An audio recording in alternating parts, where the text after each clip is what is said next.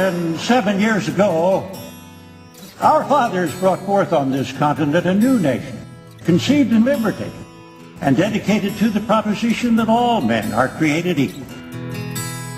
Now, we are engaged in a great civil war,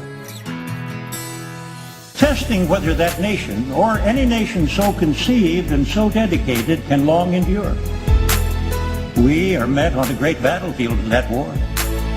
We have come to dedicate a portion of that field as a final resting place for those who here gave their lives that that nation might live.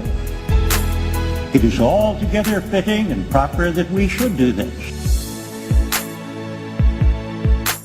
But in a larger sense, we cannot dedicate.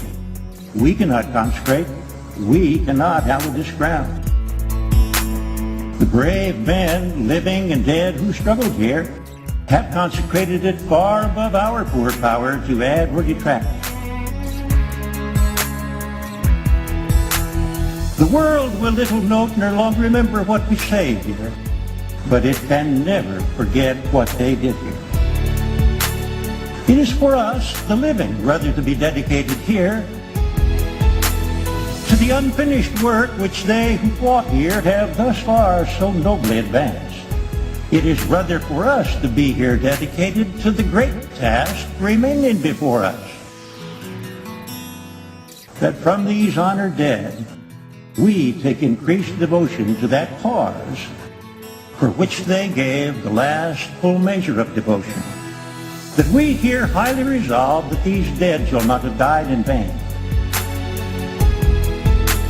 that this nation,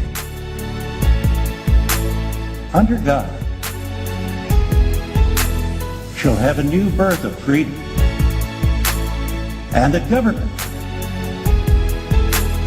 of the people, by the people, for the people, shall not perish from the earth.